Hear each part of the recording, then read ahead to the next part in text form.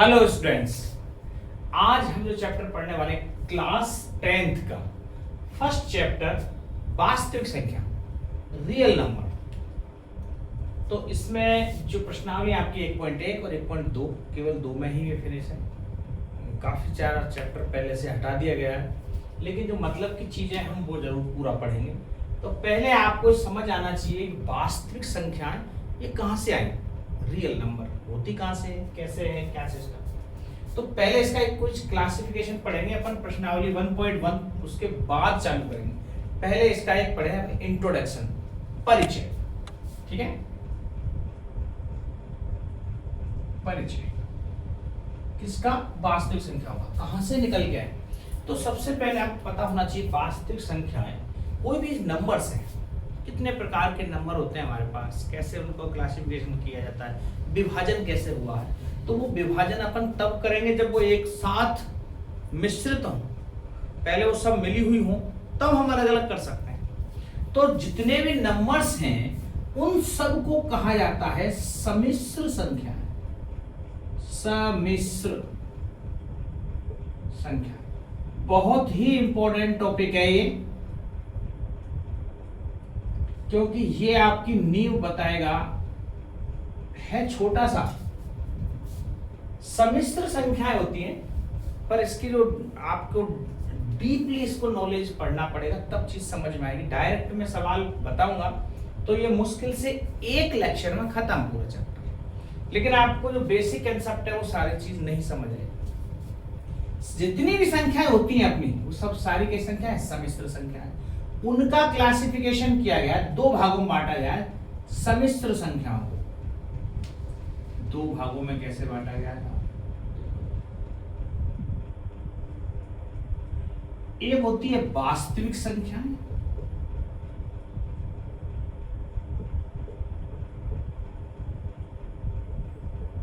एक होती है काल्पनिक संख्या।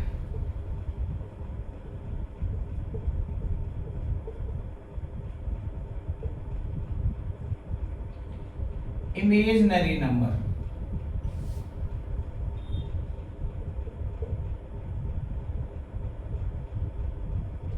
सम्मिश्र संख्याओं को कहते हैं कॉम्प्लेक्स नंबर।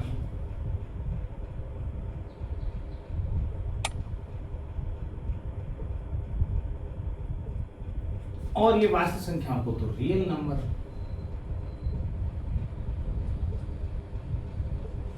समझ आया। पहले सम्मिश्र संख्याएं होती हैं, जितनी भी सारी संख्याएं एक साथ मिली हुई हैं उनको कहते हैं सम्मिश्र संख्याएं, कॉम्प्लेक्स नंबर। उनको दो भागों में विभाजित किया गया है। वास्तविक संख्या जो आपके सिलेबस में है, 10th में अपन पढ़ रहे हैं। ये काल्पनिक संख्या आपके सिलेबस में नहीं है, ये हम 11th में पढ़ेंगे। 11th में है सिलेबस में, यहाँ सिलेबस में नहीं है आपके काल्पनिक संख्या। ठीक है, तो हम यहां से शुरुआत करते हैं। भाई ये रियल नंबर। अब रियल नंबर को दो भागों में बांटा गया है।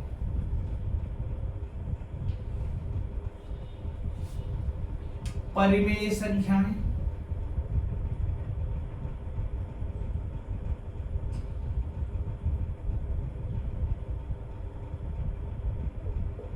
और अपरिमेय संख्याएं।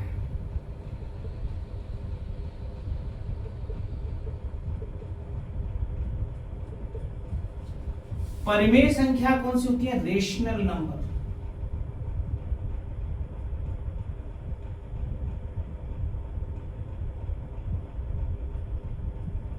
और ये होती है इरेशनल नंबर।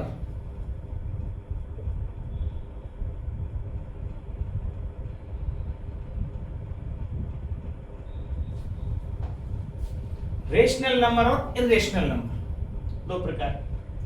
होती क्या है परिमेय संख्या, वो संख्या जिनको p बटे q के रूप में लिखा जा सके।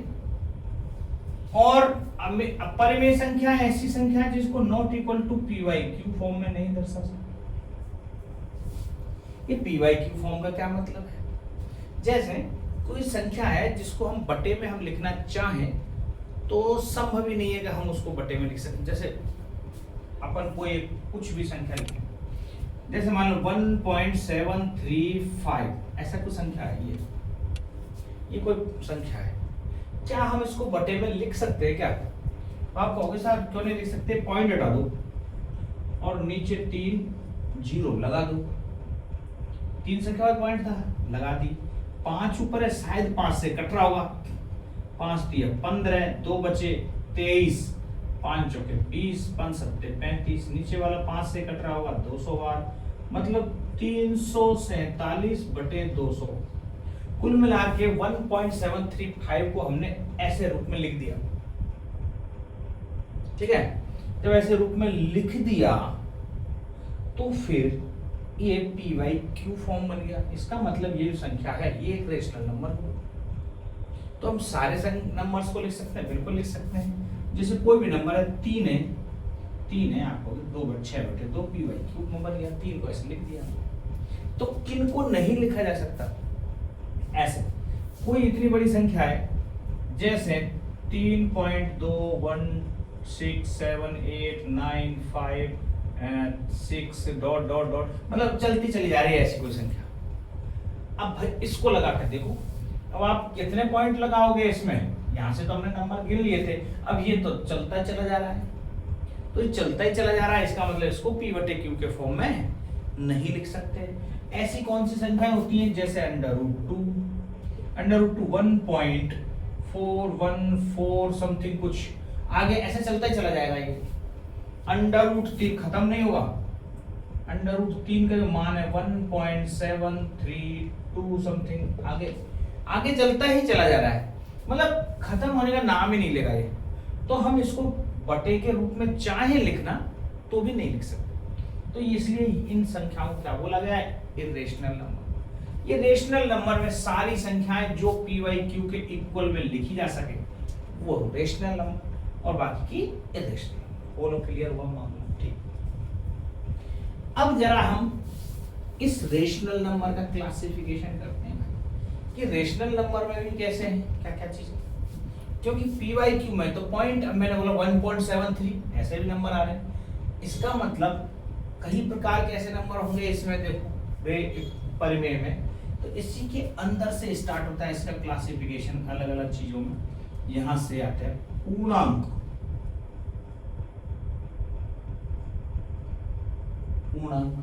इसको बोलते हैं इंटीजर,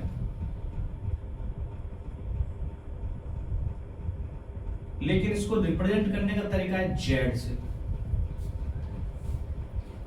पूर्णांक को हम जेड से रिप्रेजेंट करेंगे। अब पूर्णांक जेड से रिप्रेजेंट हुआ तो इसका क्या मतलब है कि -∞ से लेके dot dot dot -1 0 1 dot dot dot plus के ∞ तक की जितनी संख्याओं का समुच्चय है वो सारी की सारी क्या आ गई, इंटीजर आ गई। माइनस वाली सारी संख्याएं 0 1 से लेके ∞ तक ये सारी संख्याएं क्या आ गई, पूर्णांक। अब आप कहोगे इसमें सारी संख्याएं आ गई तो इसका मतलब इसमें तो 1.5 2.7 सारी इसके अंदर ही आ रही हैं। ऐसा नहीं है, बस ये गड़बड़ है, ध्यान रखना। ये 1.5 2.7 ये परिमेय संख्या तो है, लेकिन ये पूर्णांक नहीं है। पूर्णांक क्यों नहीं है, पूर्णांक जैसे हिंदी के वर्ड से पूरा अंक, ये 1 पूर्णांक है और 2 पूर्णांक है। 1.2 या 1.5 या 1.7 जो इनके बीच में आ रहे हैं ये कोई भी पूर्णांक नहीं है, क्योंकि पूर्णांक नहीं है। पूर्णांक या तो 1 है या 2 है या 3 है या 0 है, ये पूर्णांक है। बात समझ में आ गई? तो ये पूर्णांक हो गए।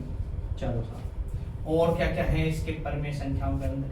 अब इस पूर्णांक के अंदर एक संख्या और आती है पूर्ण संख्या, जिनको अपन कहते हैं होल नंबर, WHOL,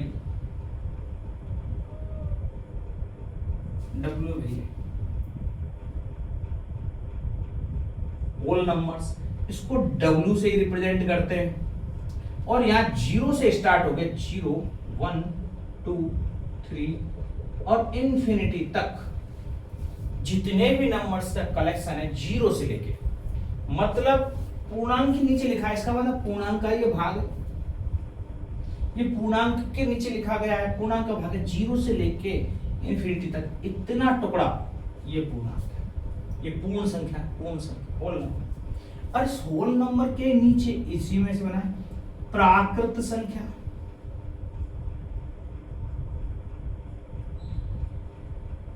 प्राकृत संख्या, ठीक है। तो प्राकृत संख्या जिसको बोलते हैं नेचुरल नंबर,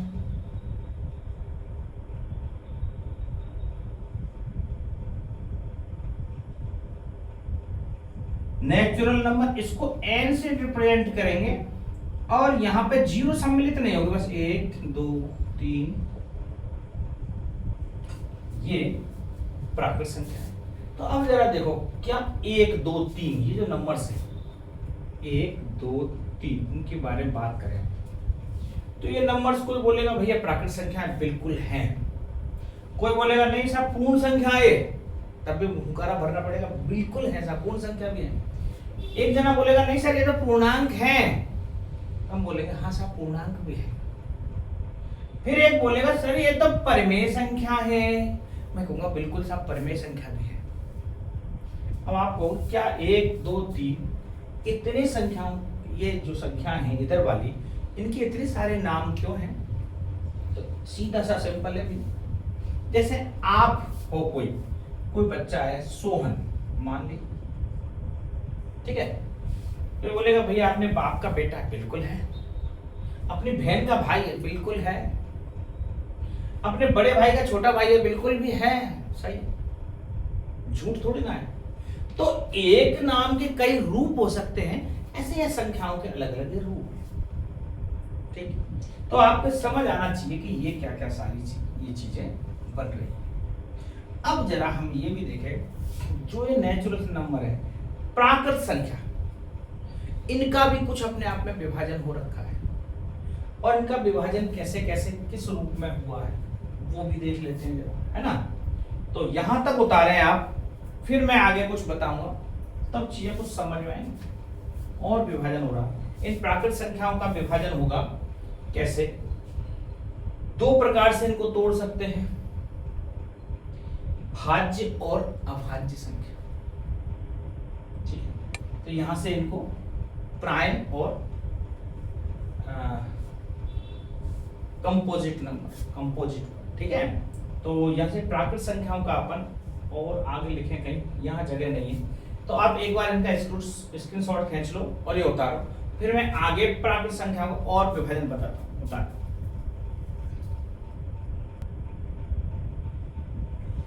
अब देखें हम प्राकृत संख्याओं का थोड़ा सा और विभाजन करते हैं।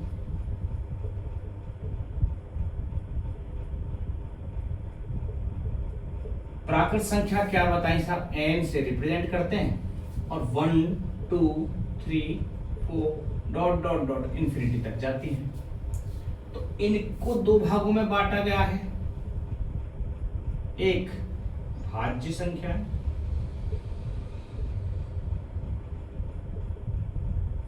जिनको बोलते हैं कंपोजिट नंबर,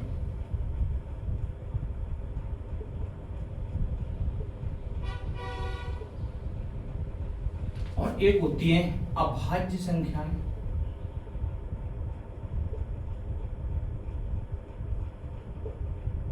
जिनको बोलते हैं प्राइम नंबर।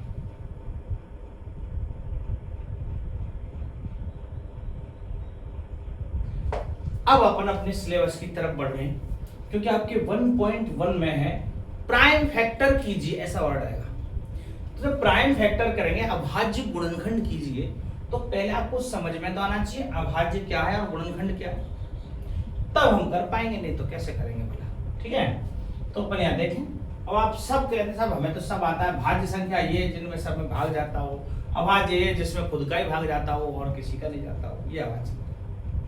ऐसा ही आपने पढ़ा है, इसमें गलती नहीं है आपकी, लेकिन एक्चुअल में ये परिभाषाएं नहीं है। तो आपको कैसे याद रखना है, क्या मतलब है, तो इनकी डेफिनेशन याद रखनी है, बहुत ही इंपॉर्टेंट डेफिनेशन, जो आपको अभाज्य संख्या और भाज्य संख्या, वे संख्याएं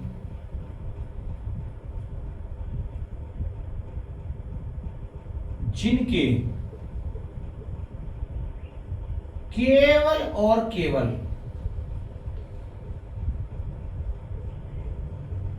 दो गुणनखंड हो,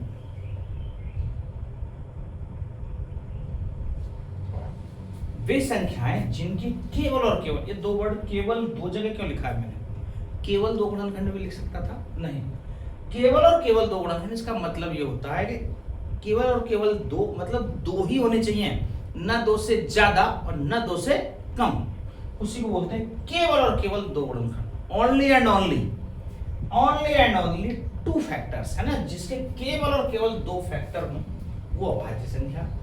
और भाज्य संख्या वे संख्याएं जिनके दो से अधिक गुणनखंड हों, दो से अधिक, यहां दो नंबर नहीं है, दो का मतलब दो, ऐसे लिखता हूं मैं इसको, कहीं आप दो इस नंबर को समझ लो, कुछ दो गुणनखंड हो, वे संख्याएं जिनके दो से अधिक गुणनखंड हो,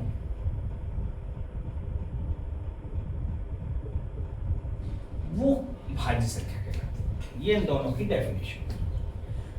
अभी भी आपके पल्ले नहीं पड़ा होगा क्या मामला है। अब एक वर्ड आया इसमें डेफिनेशन के बीच में, गुणनखंड, इसको इंग्लिश में बोलते हैं फैक्टर। इस गुणनखंड को क्या बोलते हैं? फैक्टर। ये क्या होता है भाई? ये आपको जब तक समझ नहीं आएगा तब तक कुछ नहीं बैठेगा। ये चीज समझ आनी चाहिए, फैक्टर क्या होते हैं, कब किसके दो गुणनखंड है, क्या है। तो जैसे एग्जांपल, अपन फैक्टर के बारे में अब अपन पढ़ते हैं थोड़ा सा। फैक्टर बहुत जरूरत पड़ेगी इस फैक्टर की। क्यों? क्योंकि अपन एलसीएम और एचसीएफ पढ़ने वाले हैं। एचसीएफ की जो डेफिनेशन है वो है हाईएस्ट कॉमन फैक्टर। अब यदि वो कॉमन समझ गए, आप हाईएस्ट समझ गए, लेकिन फैक्टर नहीं समझे, तो फैक्टर होता क्या है? फैक्टर नहीं पता हो गया आपको, गुणनखंड क्या होता है बहुतों को नहीं पता है। सही, जैसे मान लो मैंने बोला भैया 6 के गुणनखंड क्या होंगे, आधे से ज्यादा बच्चे सब एक ही जवाब देंगे, 6 के गुणनखंड 2 गुणा 3, ये 6 के गुणनखंड है। तो पहले आपको गुणनखंड की परिभाषा समझनी पड़ेगी, तब तो गुणनखंड निकाल पाओगे। ठीक है, गुणनखंड क्या होते हैं? ऐसी संख्याएं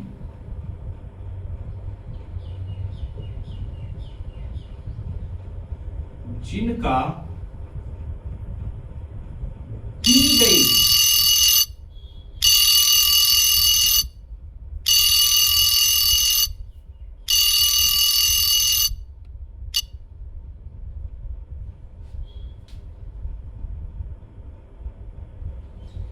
ऐसी संख्याएं जिनका दी गई संख्या में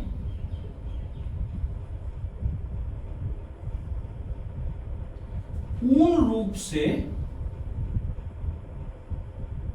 भाग जाए।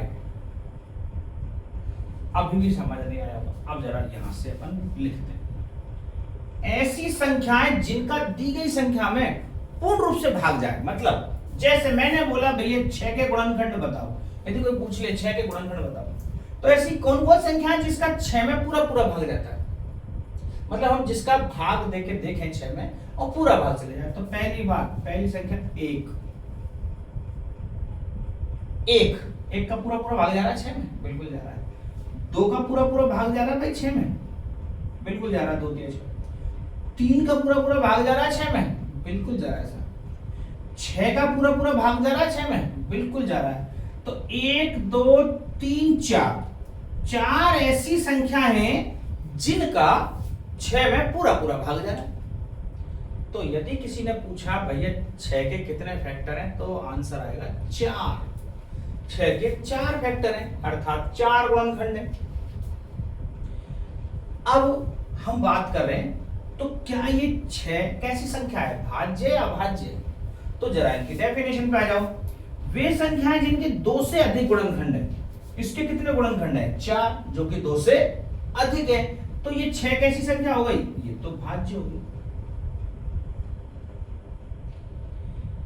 अभाज्य क्या कहता है? जिसके केवल और केवल 2 गुणनखंड है। जैसे मैंने संख्या लिखी 5, इसके गुणनखंड बताओ, तो 1 का भाग जाता है भैया 5 में, और 5 का भाग जाता है, कितने गुणनखंड हो गए? 2। तो वे संख्याएं जिनके केवल और केवल दो ही गुणनखंड हैं, वो संख्याएं ये अभाज्य संख्या है, अर्थात प्राइम नंबर बोल सकते हैं, अभाज्य। बोलो बात कुछ पल्ले पड़ी है नहीं? तो क्या हम इससे भाज्य और अभाज्य संख्या निकाल सकते हैं? बिल्कुल निकाल सकते हैं। अब आसानी से अपन पता चल गया डेफिनेशन कि भाई कौन सी तो भाज्य होती है, कौन सी अभाज्य। जरा एक और देख लेंगे, एक इसको और देखो, ये एक, इसके कितने गुणनखंड होंगे भाई? कोई पूछे एक गुणनखंड बताओ, तो एक का तो केवल एक ही गुणनखंड है, 1।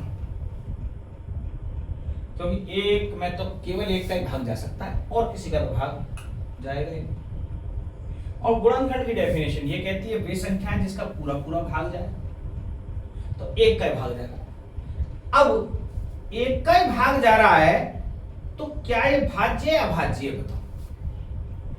तो देखें भैया, भाज्य संख्या तो वो है जिनके दो से अधिक हैं, इसका तो गुणनखंड ही एक ही है। और अभाज्य ऐसे कहता है जिसके केवल और केवल दो गुणनखंड है, ये दो भी नहीं और दो से अधिक भी नहीं है।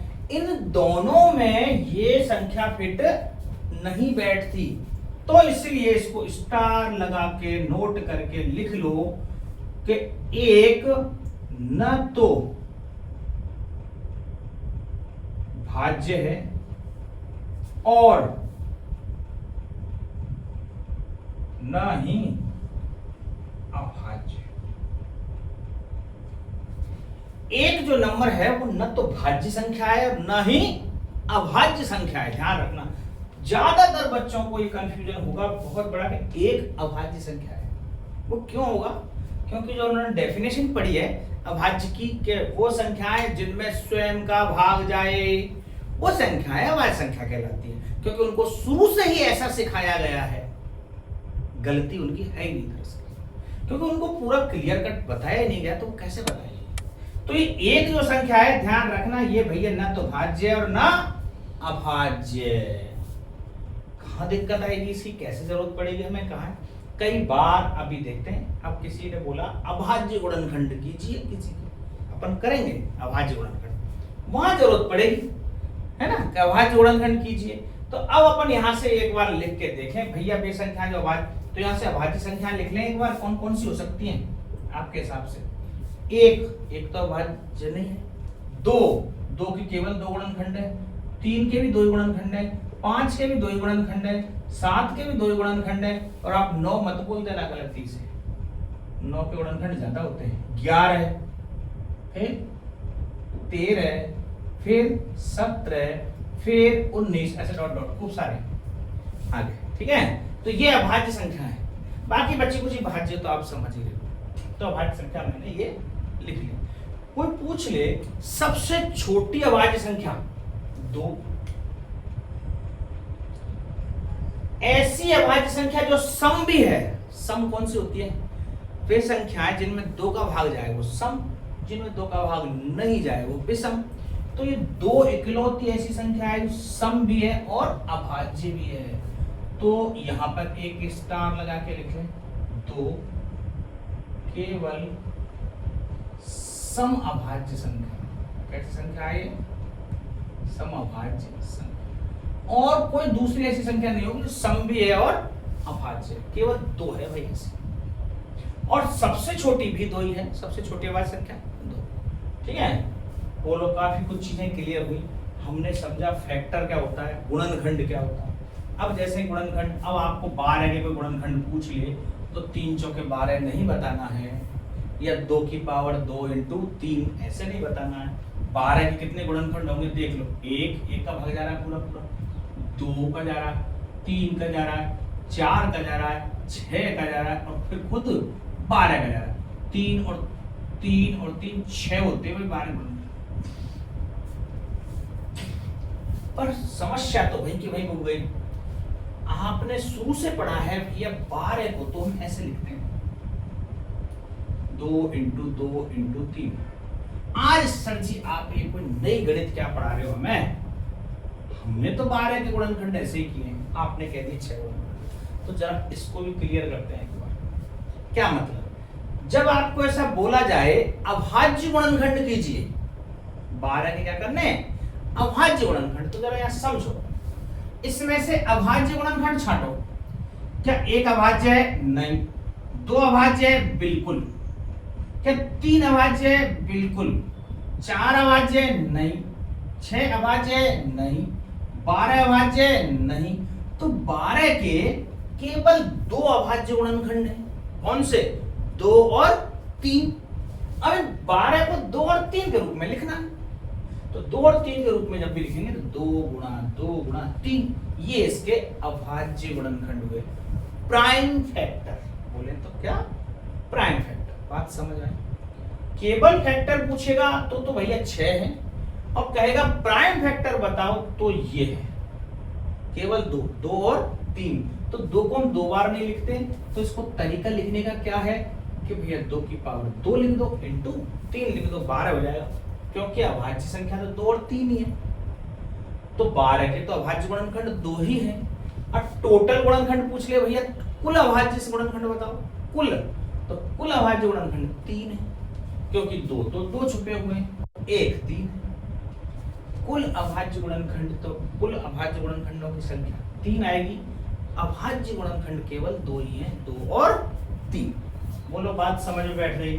ये बहुत बड़ा कंफ्यूजन है जो आपके दिमाग में रहा होगा, वो थोड़ा सा क्लियर किया है। ये यदि आपको चीजें समझ आएंगी तब हम आगे बढ़ सकते हैं। एक तो अभाज्य गुणनखंड और दूसरा एलसीएम एचसीएफ, मतलब लघुत्तम समावर्त और महत्तम समावर्त। अब उसकी तरफ बढ़ते हैं, फिर अपन प्रश्नावली के कुछ सवालों की तरफ बढ़ेंगे। उतार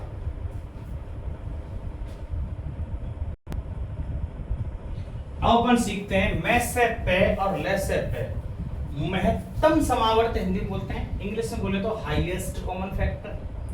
लेसेपे लीस्ट कॉमन मल्टीपल। अब यह फैक्टर तो अपन समझ लिया, मल्टीपल क्या होते हैं एक बार मल्टीपल भी देख लेते हैं, फिर मैं मिटाऊंगा आपको और समझ लो। मल्टीपल क्या होते हैं? MULTIPL अपन ने सुना था। मल्टीपल तो गुणा करने को कहते हैं, हिंदी में इसी को कहते हैं गुणज। मल्टीपल क्या बोलते हैं? गुणज। जैसे ये तो बहुत सिंपल सी चीज है, किसी भी संख्या का कोई मल्टीपल पूछे, भैया 7 के मल्टीपल बताओ, 7 का मल्टीपल, तो 7 को 1 से गुणा कर दो 1 7, 7 को 2 से गुणा कर दो 14, 7 को 3 से गुणा कर दो 21। जितने से गुणा करते चले जाएंगे उतने मल्टीपल बनते चले जाएंगे। 3 से गुणा किया 3, 4 गुणा कर देंगे 4 मल्टीपल, 5 गुणा करेंगे 5 मल्टीपल। तो ये 7 के मल्टीपल हैं, गुणा करके बन रहे हैं। बात समझ में आई? इन्हीं को मल्टीपल कहा जाता है, ठीक है, गुणज। बात समझ में आ गई? ठीक। अपन अब बात करते हैं मैसेपे, महत्तम समावर्त, हाईएस्ट कॉमन फैक्टर। तो मतलब वो बड़ी से बड़ी संख्या, वह बड़ी से बड़ी संख्या जिसका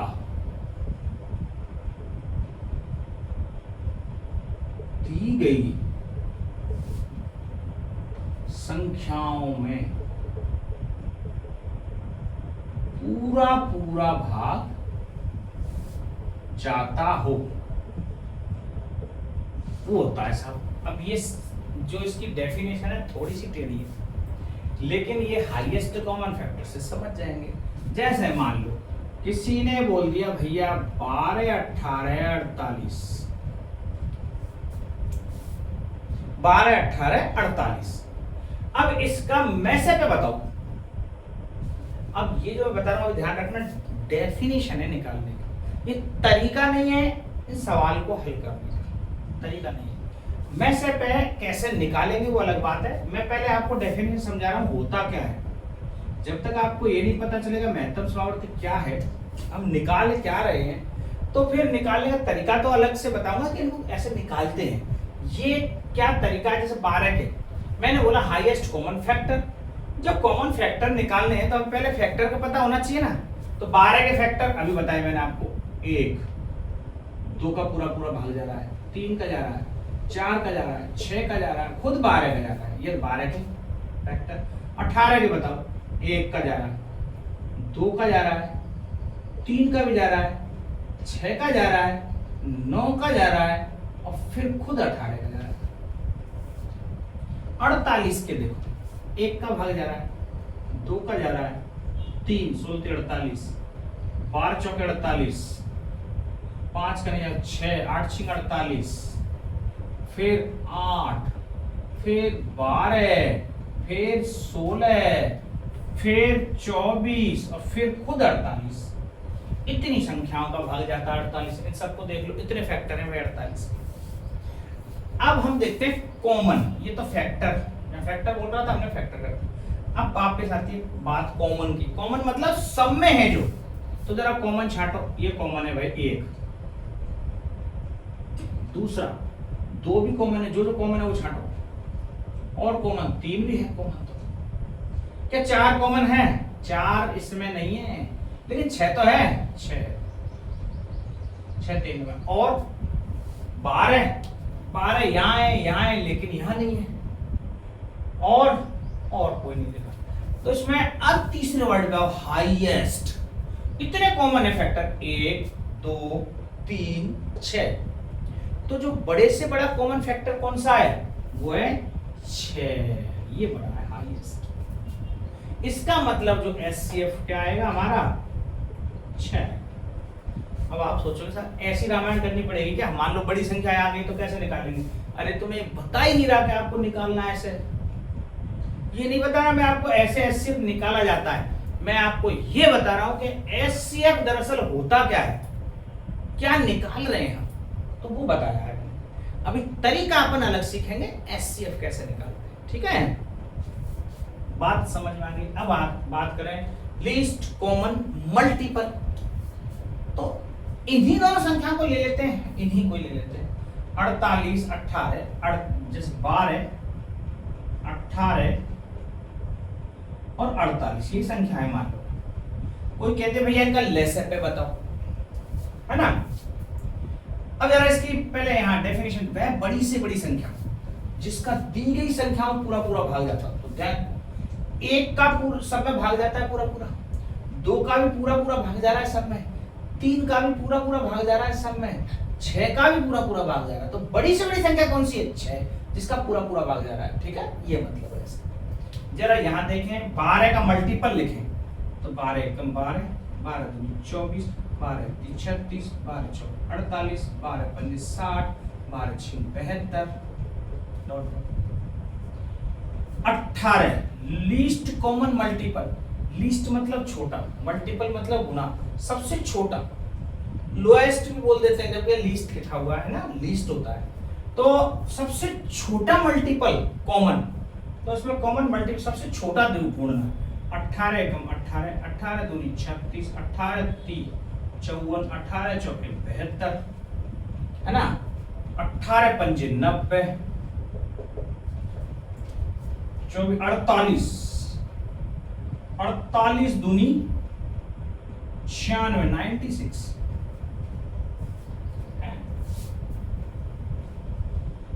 थोड़ी सी बड़ी संख्या आ गई ज्यादा।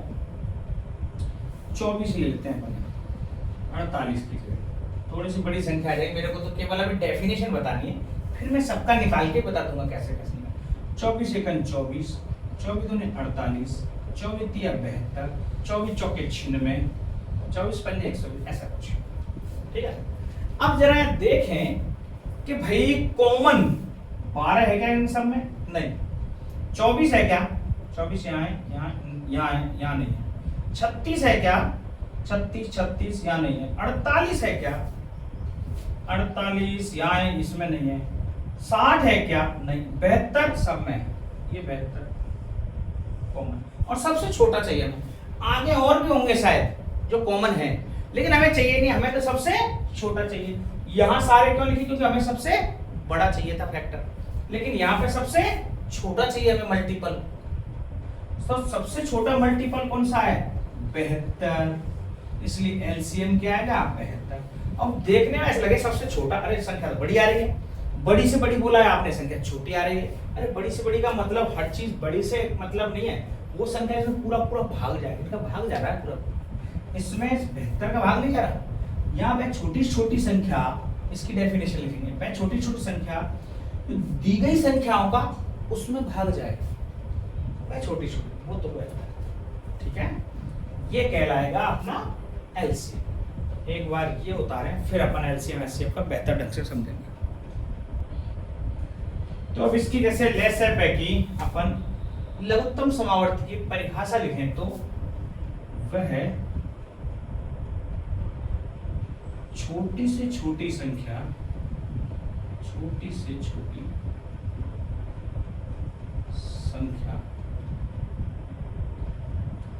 जिसमें, अब एक तरह वर्ड है जिसका और यहां पे लिख रहा हूं मैं जिसमें, बस इतना सा ही फर्क है दोनों, जिसमें दी गई संख्याओं का भाग जाएगा, दी गई संख्याओं का पूरा पूरा भाग जाए, ये जाता। ठीक है, जिसका और जिसमें मतलब वह बड़ी से बड़ी संख्या जिसका, ये 6 का, इन तीनों में पूरा पूरा भाग जाता है। वह छोटी से छोटी संख्या जिसमें, ये 72 है छोटी छोटी संख्या, जिसमें इन तीनों का भाग जाता है, 12 6 72, 18 4 72, 24 3 72। ठीक है, जो बात समझ में आई, पहले अपन ने डेफिनेशन सीखी है, एचसीएफ और एलसीएम क्या होते हैं, कैसे ये क्या मतलब है, कैसे वर्क करते हैं, वो चीज सीखा है। कैसे निकालेंगे इनका तरीका आपके बुक में दे रखा है, प्राइम फैक्टर द्वारा और भाग विधि द्वारा, हम दोनों तरीके से इनको देख लेंगे। ठीक है, दोनों तरीके से यहां तक जितना लिखा है ये आप उतारें। अब अगला टॉपिक अपन समझते हैं अभाज्य गुणनखंड, मतलब प्राइम फैक्टर। ठीक है, अपन ने फैक्टर पढ़ लिया और अब प्राइम फैक्टर। तो जैसे किसी भी संख्याओं का हमें फैक्टर निकालने, अब आपके बुक में 1.1 में जो जो दे रखा है अपन उनका ही फैक्टर निकाल के देखते हैं। जो आपके बुक में दे रखा है उन्हीं से देख लेते हैं। कई सारे 140, 156, 3825 ऐसे कुछ दे रखे हैं। तो पहला सवाल अपन देख लेते हैं, या फिर पहले मैं जनरल बता देता हूँ आपको प्राइम फैक्टर कैसे निकालेंगे। किसी भी संख्या का कोई प्राइम फैक्टर है, कोई बड़ी से बड़ी अपन संख्या ले ले, सब 3 अंकों की ले ली है, 572 ऐसी संख्या ले ली। तो बोले भैया इसके प्राइम फैक्टर को क्या मतलब है, अभाज्य गुणनखंड को, तो सीधा सा हिसाब किताब 572 को ऐसे लिखा और ऐसे चौकड़ी बनाते हैं एक तरह से। अब चौकड़ी में प्राइम नंबर, जो प्राइम नंबर है अभाज्य, क्योंकि अभाज्य गुणनखंड है तो अभाज्य संख्याओं का भाग देना। अभाज्य संख्या कहां से शुरू होती है, मैंने आपको बताया 2 3 ये अभाज्य, 5 7 11 13 ऐसे संख्या। तो जो शुरुआत करनी है हमें सबसे पहले 2 से करनी है। सबसे पहले क्यों, पहली सबसे छोटी संख्या अभाज्य 2 है। यदि एक अभाज्य संख्या होती तो फिर हम 1 से भाग देते सबसे पहले।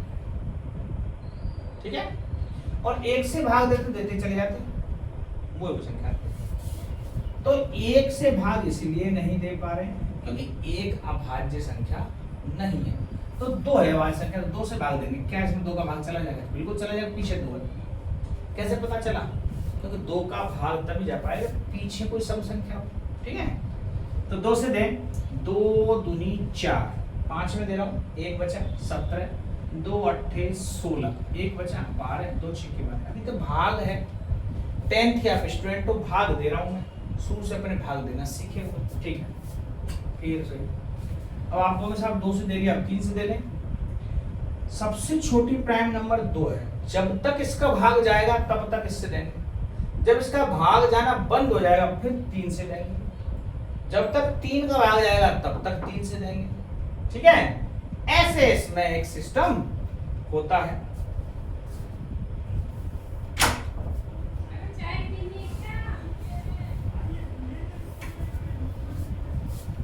बना लो। तो देखो अब 2 से भाग दे,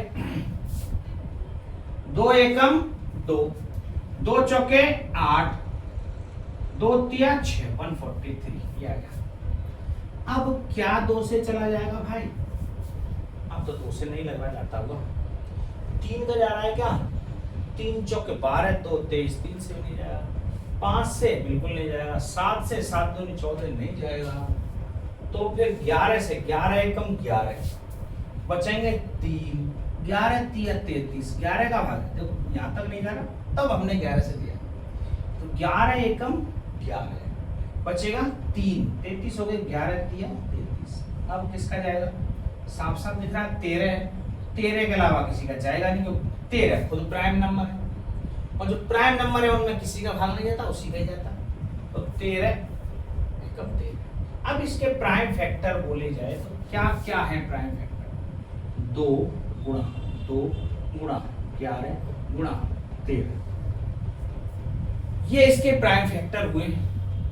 तो कोई पूछे भैया अभाज्य गुणनखंड कितने हैं इसके, तो कुल अभाज्य गुणनखंड तो 4 है, लेकिन अभाज्य गुणनखंड केवल 3 है, 2 11 13।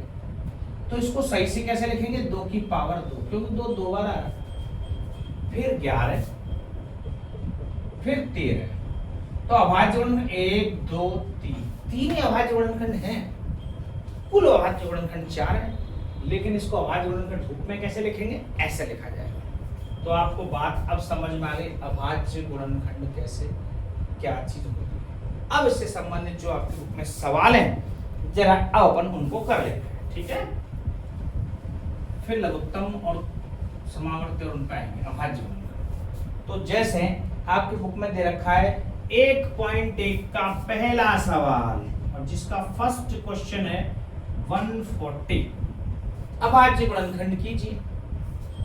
तो 140 के अभाज्य गुणनखंड, तो अपन यहाँ 140 ऐसे लिख लिया 2 से, 2 सत्ते 14, फिर 2 का जा रहा है 35, 2 का क्यों दे रहे हैं, सबसे छोटी अभाज्य संख्या है ये इसलिए।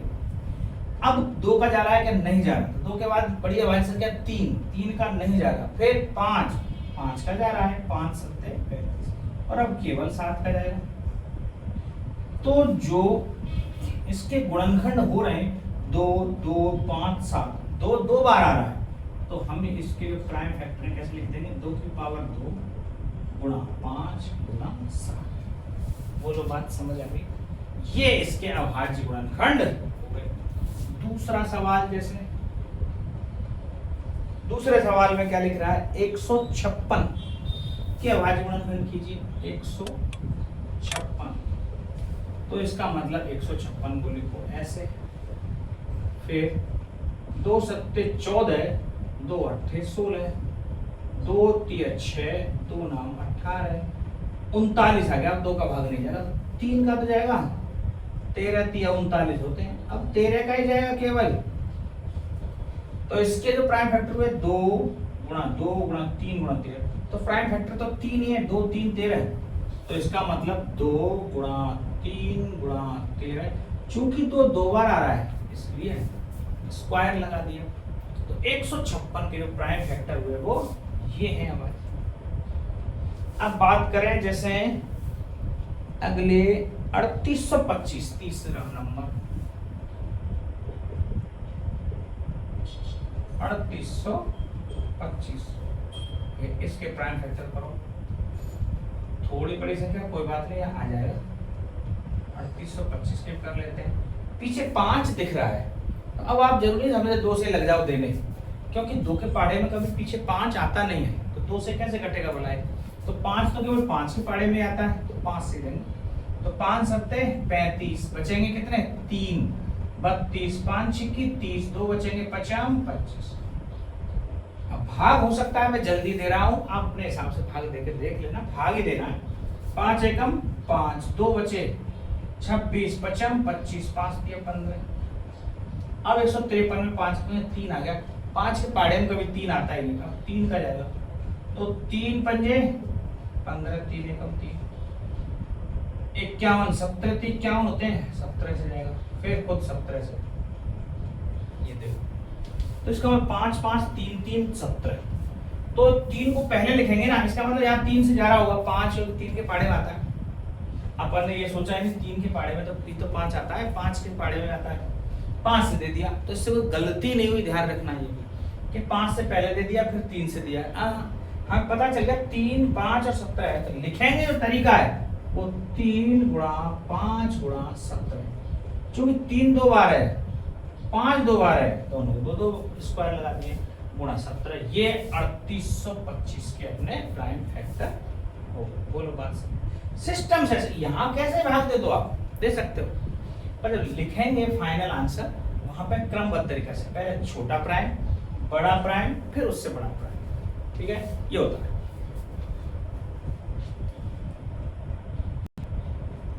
अब ये दो और है, देखो प्राइम फैक्टर 5005, इसको ऐसे लिखो साहब, 5005 का सीधा सा हिसाब किताब 5 से जाएगा। अब यहाँ भी 3 से देख लो जाके, 3 एकम 3, 2 20 बचेंगे, तिरछिंग 18, 2 बचेंगे 20, तिरछिंग 18, 2 बचेंगे तो 25 नहीं जाएगा, 5 से दे दे, 5 एकम 5, 0 0 1, 1001 आ गया, ये तो 1001 आ गया, तो इसमें 11 से भाग जाएगा, 11 9 99 और 1 11, 1001 में 11 से भाग जाता है, 11 9 99, 1 बचेगा, 11 एकम 11, 91 आ गया, 91 91, 13 7 91 होते हैं, तो 7 से जाएगा, फिर 13 से जाएगा। अब जैसे यहाँ पे 7 से जा रहा होगा, इसमें कंफर्म बात, 7 एकम 7, बचेंगे 3 3 7 चौक 28, 2 7 7 से जा रहा होगा इसमें, मैंने 7 से नहीं दिया, 11 से दे दिया। अब आप बात समझो, मुझे ये पता था 1001 में 11 का जाता है, इतना मुझे ध्यान है, हो सकता है आपको भी कई सारी संख्याओं को पता हो, तो हमने इसको पहले 11 से दे दिया, तो ये कोई गलत नहीं होगा कि भाई पहले 11 से क्यों दिया, 7 से देना चाहिए था, अरे दे दिया 11 से, हमें आता था तो। लेकिन जब आंसर करेंगे इसको, तो आंसर करने में क्या करेंगे, पहले सबसे छोटी प्राइम 5 तो 5, उससे बड़ी प्राइम 7 तो 7, उससे बड़ी प्राइम 11 तो 11, फिर उससे बड़ी प्राइम 13 तो 13, ऐसे लिखना। प्राइम फैक्टर लिखो भैया, ये रहे प्राइम नंबर सारे इनके फैक्टर के बराबर, बात समझ आए। अच्छा, अब ये सवाल देखें थोड़ा सा, ये बड़ा अटपटा सा, ये 74 29, इसमें अपन को पता ही चलेगा कितने से जाएगा। अब 9 देख के पहला हिसाब किताब तो ये बनता है 3 से जाएगा, देखो 3 दूनी 6, 14 हुए, 3 चौके 12, 2 बचेंगे 22, 3 7 21 और 19 नहीं जाएगा। वैसे भी 3 का एक जुगाड़ है, आपको चेक करना हो तो उनकी संख्याओं का योग 3 से डिवाइड होना चाहिए, 7 4 11 13 और 9 13 और 9 22, 22 में 3 का नहीं जाता, इसलिए 3 का इसमें नहीं जाएगा। तो क्या किसका जाएगा, 9 का, 9 8 72 2। अब 9 का भी सिस्टम यही है, संख्याओं के अंकों का योग यदि 9 से विभाजित है तो ये भी है, तो इसके अंकों का योग तो 22 आ रहा है, और 22 9 से विभाजित नहीं है, तो 9 का भी नहीं जाएगा। 7 का जा सकता है, 7 एकम 7, 7 6 42, लेकिन 9, इसलिए इसमें 11 का देखें, 11 6 66, तो 4 4 8 82, 11 7 77, 5 बचेंगे 59 नहीं, 11 का भी नहीं जाएगा। 17 का, 17 3 51, 17 चौके 68 68, यहाँ बचेंगे 6 62, 17 चौके 68, 17 3 51 11, 17 7 119, 17 का जाता है, 17 चौके 68 4 68। अब मुझे टेबल आती है 17 की तो मैं कर पाऊंगा, आपको यदि 17 की टेबल नहीं आती तो बिल्कुल नहीं कर पाओगे, ध्यान रखना। आपको कम से कम 25 तक टेबल आनी अनिवार्य है मैथ के लिए, क्योंकि अब 10th में आ गए हो आप, और 11 12 और पढ़नी है अभी, तो कम से कम 20-25 तक आपको टेबल आएंगी तो आप आसानी से भाग देते हो। 17 चौके 68, तो 17 चौके 68 होते हैं, बचेंगे 6 62, तो 17 3 51, 62 में से 51 गए तो 51 और 11 62 होंगे, और फिर उतारेंगे 9 119, 17 7 119 होगा, 17 से जाएगा। अब हमने चेक कर लिया था 17 से छोटी संख्या से पहले जा ही नहीं रहा था, तो जाएगा ही नहीं 17 से छोटी का। अब भी तो अब सीधा का हिसाब किताब 17 के बाद 19 बता, 19 दूनी 38, 38 बचेंगे 5 19 57, 19 का 4 है, 19 दूनी 38 बचेंगे 5 19 57, अब 23 खुद अपने आप में प्राइम है, 23 में तो 23 का ही जाता है, दूसरे का जाएगा नहीं। तो 17, 19, 23 और लो ये इसके। अब चूंकि बड़ी बड़ी संख्या है, यदि इनकी आपको टेबल आएगी तभी ये कर पाओगे। अब 19 का पढ़ा आता है मुझे, तो 19 दूनी 38, 19 तीस 57, ये चाहे 19 चौके 6, तो ये जब तक आपको नहीं आएगा नहीं बैठेगा भाई। 17 गुणा 19 गुणा 23, ये इसके प्राइम फैक्टर। तो ये आपका प्राइम फैक्टर अभाज्य गुणनखंड का पहला सेक्शन खत्म। ठीक है, उतार।